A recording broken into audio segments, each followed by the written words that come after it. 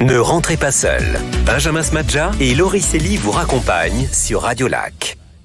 Vous en avez forcément entendu parler, oui, un vaccin contre le coronavirus arrive. Mais c'est quand même beaucoup plus compliqué que ça, Laurie. Oui, alors déjà, on va resituer, Benjamin, c'est donc Pfizer et BioNTech qui ont annoncé avoir un candidat vaccin efficace à 90% pour prévenir ces fameuses infections. Alors, où on en est vraiment? Et puis surtout, comment se crée un vaccin? On va regarder avec vous, docteur Alessandro Diana, bonjour. Bonjour. Merci beaucoup d'être avec nous sur Radio Lac. Vous êtes expert à Infovac, vous êtes chargé d'enseignement à la faculté de médecine à Genève. Quand on a une annonce comme cela, qui a fait bouger toute la planète, ça y est, il y a un vaccin, il est prêt à 90%, c'est parti. C'est ce que je disais, c'est plus compliqué que ça. C'est vrai que c'est plus compliqué que ça. Mais disons que, comme première réaction, c'est une bonne nouvelle. C'est une nouvelle qui a été saluée, je crois, partout. Disons nouvelle, précisant, c'était un communiqué de presse, en fait. C'est un communiqué qui relate les données préliminaires que ce vaccin est effectivement efficace à 90%. Donc, on va dire, pour commencer, une bonne nouvelle. Mais il y a encore des étapes à franchir, hein. C'est ça qu'il ne faut pas oublier. C'est ça. Ce qui est particulier, c'est que je pense que c'est la première fois que des résultats préliminaires font l'objet d'une annonce médiatique. Si on regarde un peu en arrière historiquement, dans tous les autres développements des vaccins, parce qu'on a toujours eu, bien sûr, le même cadre de développement, on a même eu des résultats préliminaires, comme on dit, mais ces résultats préliminaires n'ont jamais fait la une des journaux. Au même titre, peut-être vous vous souvenez, au mois de septembre, il y a eu une boîte pharmaceutique qui a annoncé un effet secondaire sur un patient. Ça a fait le tour de la planète, comme vous l'avez dit, alors que bien sûr, ces effets secondaires, il y en a plein dans toutes les études, vaccinaux ou médicamenteux. Mais on peut comprendre que d'abord, cette crise sanitaire et son précédent, parce qu'il y a à mémoire d'homme, on s'en souvient pas. La course pour le vaccin, elle est aussi sans précédent. Jamais on a eu autant d'armées, on va dire, qui se sont réunies pour essayer de combattre cet ennemi commun. Pour rappel, le développement d'un vaccin, c'est 5-10 ans. Les plus rapides qu'on a pu avoir, c'est 4 ans. Là, si on va arriver à quelque chose, on aura développé un vaccin peut-être dans les 18 mois. Donc c'est vrai que tous les records sont rompus, si j'ose dire. Et là, on peut expliquer qu'un résultat préliminaire puisse faire effectivement le tour de la planète, mais il faut bien l'interpréter. Mais justement, vous qui êtes expert à Infovac, l'opinion publique, il y a beaucoup de gens qui disent un vaccin prêt en 18 mois. Alors, il y a les fans de la théorie du complot qui disent c'était prévu avant. Et puis, il y a celles et ceux qui disent moi, ça me fait peur. Si quelque chose doit prendre 5-10 ans, 18 mois, c'est trop rapide. Absolument. On peut l'entendre, ça? Alors, je pense qu'on peut l'entendre. Le doute, de manière générale, il est légitime. Ça veut dire qu'on a un cerveau qui réfléchit. Et je dirais même dans le milieu expert, nous, on était les premiers à être, si j'ose dire, sceptiques. D'ailleurs, on a pu l'entendre, et ce vaccin ne doit pas faire l'objet de politique, parce qu'un vaccin, ce n'est pas de la politique, un vaccin, c'est de la santé. Et dans le milieu expert, on a tous toujours défendu de dire, on comprend qu'il y a une course à un vaccin, on comprend qu'on a besoin de ce vaccin, mais on ne doit pas déroger du cadre scientifique. C'est pour ça qu'on a tous, dès le début, quand on disait, oui, on a 200 vaccins, c'est facile de faire un vaccin en 3 mois, vous l'avez dans une seringue. Mais attends, il faut les études. C'est là où on est tous devenus experts, comme on le disait tout à l'heure. Oui. Tout le monde connaît, même la population. Qu'est-ce que c'est une étude de phase 1, de phase 2, de phase 3 et c'est bien. Et qu'est-ce que c'est la phase 1, la phase 2? Donc, c'est un échantillon de patients, 100, 1000 patients. On essaie de voir si d'abord il y a des gros effets secondaires pour aller plus loin. Ça, c'est la phase 1. La phase 2, est-ce que le vaccin induit des anticorps? OK, ça, c'est l'autre cadre analytique. Et puis, bien sûr, ce cadre, la fameuse phase 3, les fameuses études d'efficacité, parce qu'avoir un vaccin, ce n'est pas tout. Il faut voir si ce vaccin, même si il est sur une millier de personnes, même s'il fait des anticorps, est-ce qu'il marche? Et c'est clair que quand on entendait certaines annonces politiques ou autres, on aura un vaccin en octobre avant telle ou telle élection, on était tous dans le domaine scientifique de dire attendons, nous avons besoin du cadre analytique scientifique, on a besoin des résultats phase 3 avant de nous prononcer. Mais ça se joue dans le temps, justement. Est-ce que même, je veux dire, en 18 mois, est-ce que c'est possible sans griller ces étapes. Absolument. Donc la question est complètement légitime. Alors on peut comprendre, si vous voulez développer un vaccin, je fais un exemple, je ne sais pas, pour le HPV, qui est le Human Papillomavirus, c'est un des derniers qui était en course. Bien sûr, c'était un sujet de santé publique, mais pas de catastrophe sanitaire. Donc ça veut dire qu'on peut prendre le temps qu'il faut pour le faire. Aujourd'hui, clairement, ce Covid, si on a besoin d'un vaccin, on est tous d'accord que ce vaccin, on en aurait besoin le plus tôt possible et pas en 2040. C'est possible que pour 2040, c'est déjà un peu trop tard. Donc, au fait, c'est la nouveauté, c'est la pandémie. Et le fait que tous, on veut un vaccin en urgence, on peut le comprendre. Mais encore une fois, jusqu'où le temps est compressible, c'est ça la vraie question. Et le temps minimum, alors on a vu des choses extraordinaires, même la phase 1, les phases 2 ont été raccourcies.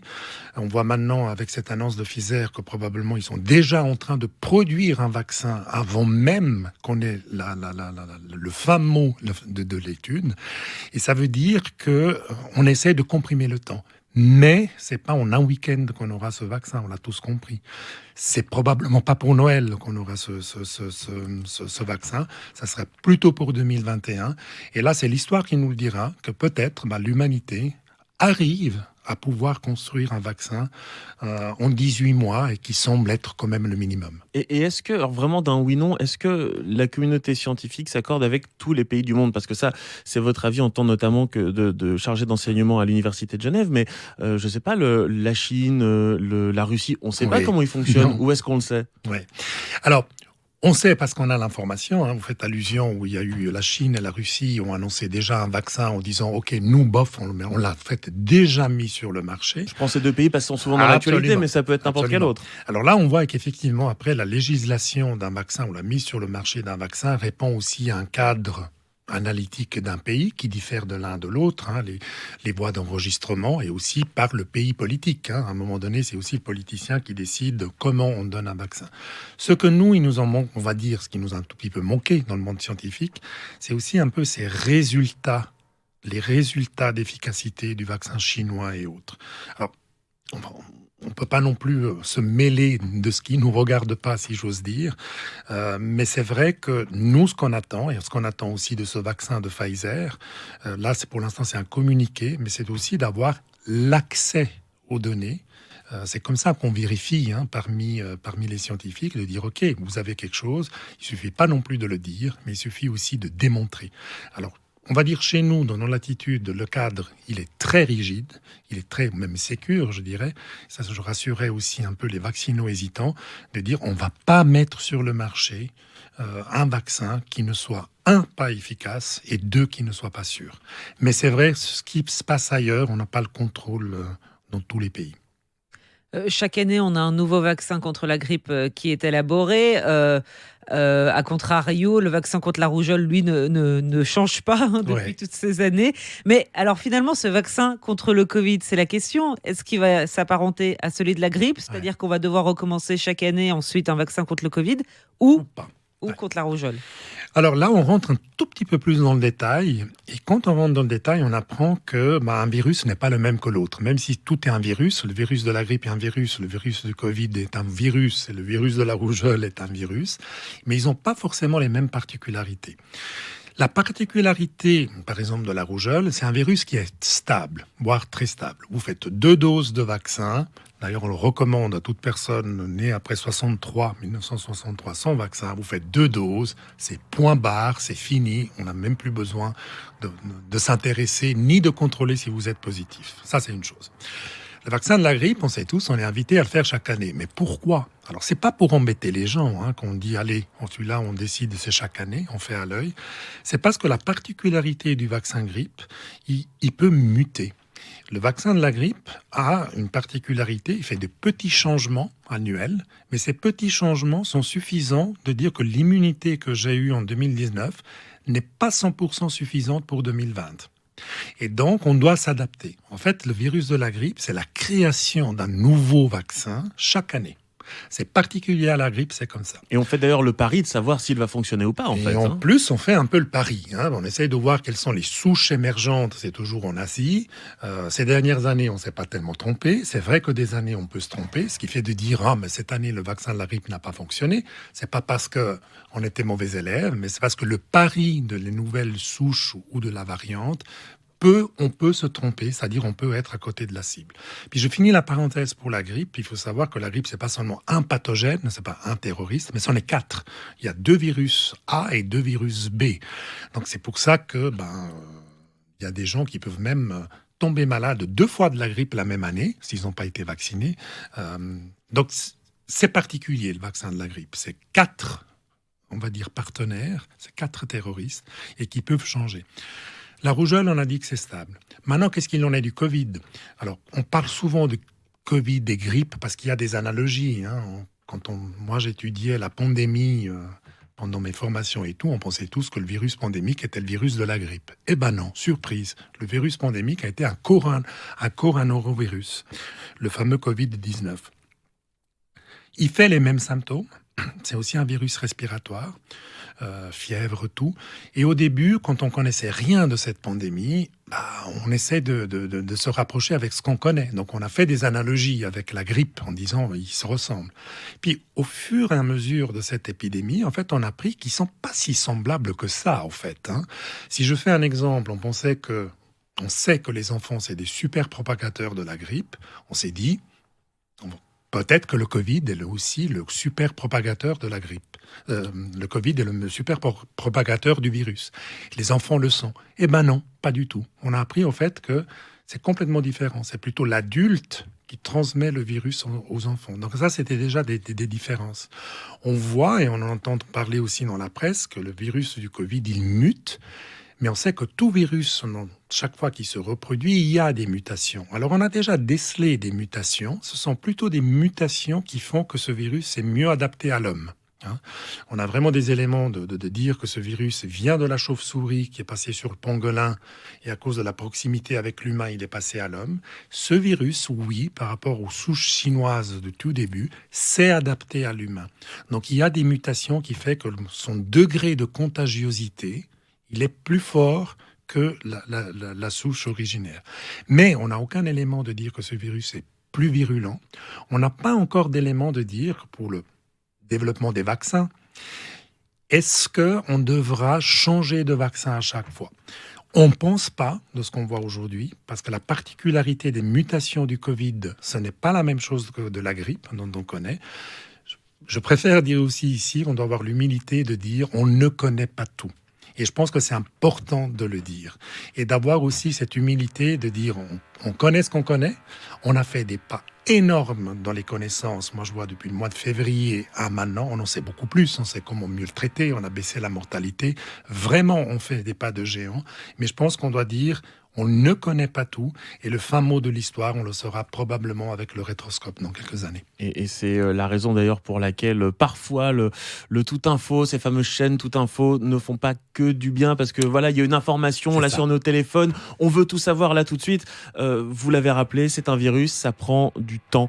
J'aimerais juste que l'on revienne également sur, puisque vous êtes entre autres expert à Infovac, Dr Alessandro Diana, celles et ceux, pour parler un petit peu plus largement des vaccins, qui, j'ai l'impression qu'il y a une plus grande défiance aujourd'hui, un petit peu au sens large sur les vaccins, et notamment justement sur les effets long terme. Je prends un exemple très simple, un pack de vaccins qui contient finalement 3, 5, parfois 7, je crois, vaccins dans le même shot. Oui.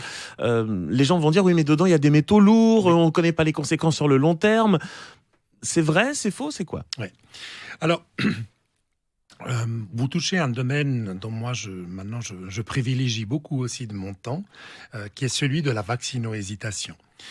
Pendant longtemps, je profite de dire, je n'ai pas donné beaucoup attention à cela. Je dirais même que j'étais un médecin insupportable parce que les vaccino-hésitants m'énervaient, si j'ose dire. Vous avez l'humilité de le reconnaître. Je le reconnais. Je pense que je me formais moi-même en vaccinologie et puis j'en prenais un peu pour mon grade. J'étais même arrivé à dire à des personnes, mais franchement, si vos recherches en Internet valent mon diplôme de médecine, allez ailleurs. Alors, il se trouve que, on peut toujours changer d'avis. Les êtres humains peuvent changer d'avis et d'attitude. Et moi, ça fait une dizaine d'années où je me suis dit que cette attitude était fausse. Tout simplement pour une réflexion personnelle. Moi-même, je suis hésitant sur beaucoup de choses. Je suis hésitant de me faire opérer d'une prothèse de la hanche. Je suis hésitant de faire une anesthésie pour rien. Je suis hésitant de pourquoi je dois prendre cet antibiotique. Et j'ai compris qu'en fait, l'hésitation est la preuve formelle que l'être humain peut réfléchir. Laissons tomber maintenant si c'est juste ou pas. Là, il n'y a pas de jugement. Et pas forcément quand on doit réfléchir, toute hypothèse, et même en science, des fois on se trompe. Une hypothèse n'est pas obligée d'être, elle ne doit pas forcément être rejetée parce qu'elle est fausse. Il faut d'abord poser la question. C'est la différence entre poser la question qui est la base du métier qu'on va faire avec Laurie et croire tout et n'importe quoi. Absolument. Il y a un vrai gap là-dessus. Absolument. Et là, je me suis, si j'ose dire, un peu moi-même formé à dire, mais comment faire face à l'hésitation vaccinale? Et on sait que maintenant, les professionnels de la santé peuvent être formés, on a un cadre, et on ne va pas forcément parler de tout ça dans les détails, mais l'idée est d'abord de dire il faut accueillir l'hésitation. Il ne faut pas donner une étiquette parce qu'une personne a une opinion différente de la vôtre ou alors qu'elle remet en question des faits, parce qu'on a tous tendance à la catégoriser. Ouais, mais c'est du n'importe quoi. Ouais, mais c'est comme ci, c'est comme ça. Alors, c'est plutôt de dire qu'est-ce qui pousse la personne à avoir cette hésitation. Je dirais même que si on l'explique d'une manière un peu plus méta-analytique, un peu, je prends le satellite, il y a un peu cette ère de post-vérité. On a eu quand même, on parle beaucoup plus maintenant aussi de Trumpisme, où il y a des vérités alternatives. Certaines personnes ont perdu la confiance, on va dire, dans les institutions, voire même dans des gouvernements. Et l'être humain, il se dit, mais attends, je me sens un peu désécurisé là-dedans, que ce soit un plan politique et autres. Et notre cerveau a envie de faire toujours des copier-coller. Mais finalement, si tout ça n'était pas un big complot, on l'a entendu. On entend Bill Gates qui fait une magnifique transmission sur un TED Talk en 2015 en annonçant la pandémie sur des faits. Et Retosca veut dire, attends, mais tout ça, au fait, est-ce que c'était pas orchestré? Est-ce que Bill Gates n'a pas fait ça parce que comme ça, on va mettre des vaccins, des chips dans les vaccins et tout? Alors, vous pouvez comprendre, on sait déjà que l'être humain, on aime déjà un peu tout ce qui est détective, tout ce qui est un peu Colombo, et tout, on aime l'énigme. Donc on a déjà une certaine propension aux choses qui nous cachent. Et si on nous cachait quelque chose, parce qu'on nous a caché des choses dans d'autres domaines. Maintenant, le vrai point est de dire, ok, on remet en doute la vaccination. Qu'est-ce qu'il en est? Et moi, je pense que c'est là que c'est important, et je dis toujours aux personnes vaccino-hésitantes, mon but, c'est pas de vous faire changer d'avis, je ne veux pas avoir cette prétention-là, mais êtes-vous sûr de l'information que vous avez? Je pense qu'aujourd'hui, vous, journalistes, vous le savez, le cancer de l'information, c'est la désinformation. Et aujourd'hui, c'est bien qu'on ait accès à tout et à son contraire. Le mégaphone Internet, il crie vraiment son vrai et son contraire. Mais après, pour le non-expert, moi, comment je fais à savoir que professeur Intel, il a raison et que l'autre, il a tort? Et ici, l'art est vraiment de renforcer les gens, de dire...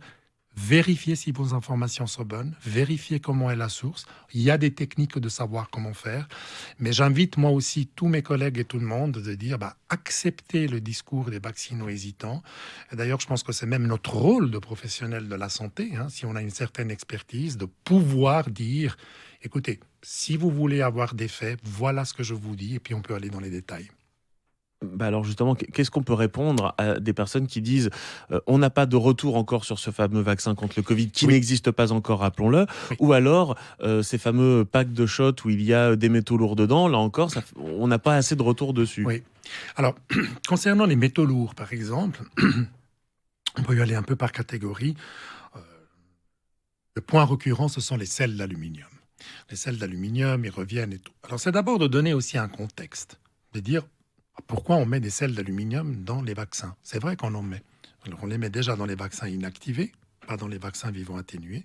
Parce qu'en fait, si on injecte un vaccin inactivé, comme le tétanos, ou comme celui de la grippe, ou autre, c'est-à-dire si c'est une partie du virus, le système immunitaire ne réagit pas. Le fait de mettre des sels d'aluminium, dont je rappelle, c'est depuis 1930 qu'on connaît les sels d'aluminium, ils ont la particularité de réveiller le système immunitaire. C'est-à-dire quand on met la partie tétanos avec le sel d'aluminium, le système, c'est une alarme qui fait que le système immunitaire, il dit, il y a le feu, allons-y, et on a l'immunité. Tout oligo-élément sur la Terre, que ce soit le calcium, le magnésium et le sodium, peut tuer une personne. Qu'est-ce qui fait la toxicité d'un métal? C'est le dosage. C'est un vieux principe des chimistes et des pharmaciens. Je peux tuer quelqu'un avec du calcium, alors que je le prends dans mes vitamines. On sait tous qu'on peut s'intoxiquer avec les vitamines. Donc en fait, oui, bien sûr qu'il y a une toxicité des sels d'aluminium, mais au même titre qu'il peut y avoir une toxicité avec le calcium. Et qu'en fait, la solution se trouve dans le dosage.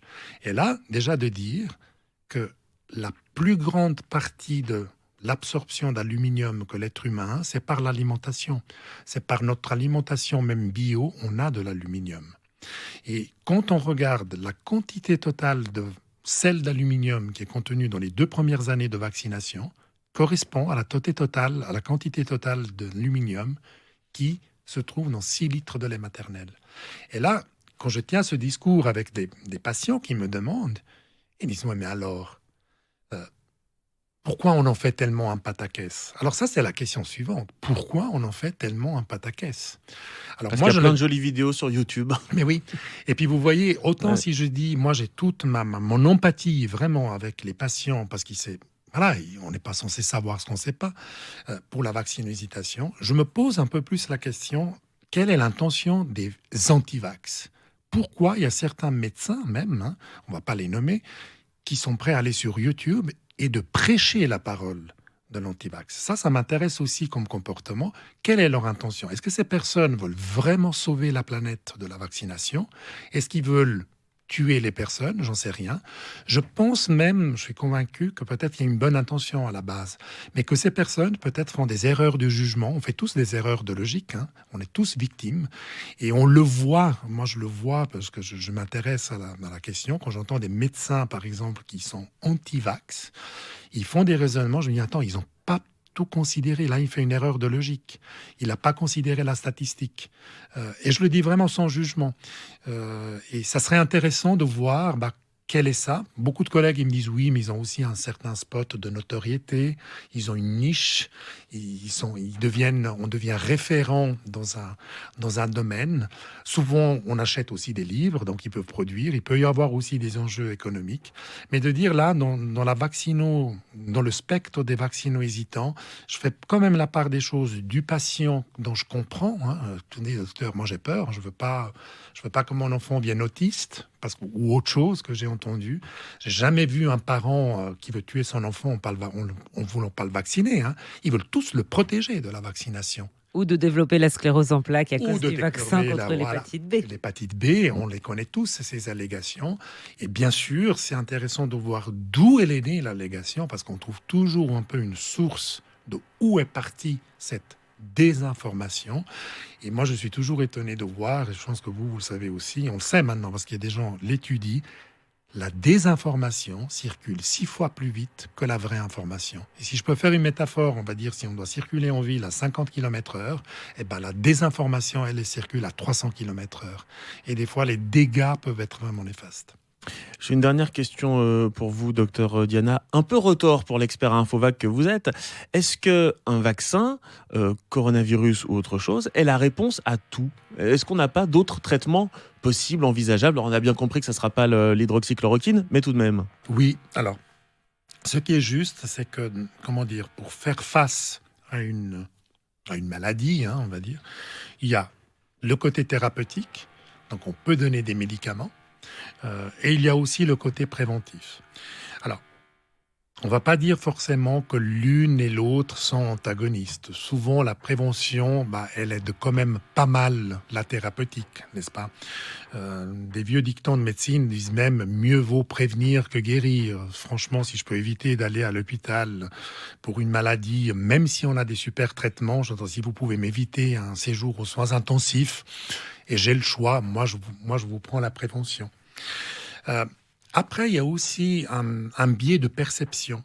Et ça, on le voit aussi, la prévention dans la médecine est toujours un peu le parent pauvre. On est beaucoup plus axé sur la thérapeutique parce qu'on voit les malades. Quand vous voyez les malades, vous pouvez dire, OK, là, je peux plus vendre mon traitement. Écoutez, vous êtes à l'hôpital, on a ce médicament qui fonctionne, vous le voulez, vous êtes tellement mal que vous dites, mais bien sûr que je veux le médicament. Vendre un vaccin, c'est-à-dire c'est une intervention chez une personne qui va bien. Donc on peut s'imaginer déjà, dire, mais pourquoi j'ai besoin d'avoir cette intervention alors que je vais bien? Et pour l'être humain, c'est beaucoup plus difficile de comprendre qu'on fait ça pour éviter quelque chose. Mais ce éviter quelque chose est un peu abstrait. Mais est-ce que ça va vraiment m'arriver? C'est un peu comme la ceinture de sécurité. C'est pas parce que vous ne portez pas votre ceinture de sécurité que vous allez mourir. Là, on parle d'un risque. Vous risquez si vous avez un accident, mais c'est vrai aussi que si vous ne portez pas votre ceinture de sécurité, il n'y aura pas forcément l'accident. Il n'y aura pas forcément. Donc en fait, dans la prévention, la médecine préventive, c'est pas une médecine qui vous dit je vous te donne ce vaccin, comme ça tu vas pas aller aux soins intensifs. Parce que c'est vrai que vous, individuellement, peut-être vous dites, mais moi, ça va jamais m'arriver. Il y aura des personnes sur la planète qui ne vont jamais rencontrer le Covid. Mais la question ici, c'est l'évaluation d'un risque. Et c'est un tout petit peu plus abstrait. Alors qu'avec la thérapeutique, vous êtes malade, j'ai besoin d'oxygène, j'ai ce médicament qui peut vous rendre mieux, qui peut vous améliorer, vous le voulez. Alors là, c'est justement cette perception qui est un peu différente. Et je constate que vous avez utilisé le terme vendre un vaccin, vendre un traitement, parce que c'est vrai que c'est aussi le cas. Alors bien sûr, on va pas rentrer dans des discussions dans lesquelles on ne veut pas rentrer. Proposer un vaccin, proposer un traitement. Docteur Alessandro Diana, je rappelle que vous êtes expert à Infovac. On vous retrouve également à l'Université de Genève, puisque vous êtes chargé d'enseignement à la faculté de médecine. Merci beaucoup d'avoir été avec nous sur Radio Lac. Vraiment. Merci beaucoup. On a bien compris qu'il ne faut pas s'emballer sur de nombreuses questions, encore plus quand ça a trait à la santé. Grâce à vous. Merci. Ne rentrez pas seul. Benjamin Smadja et Laurie Célie vous raccompagnent sur Radio Lac.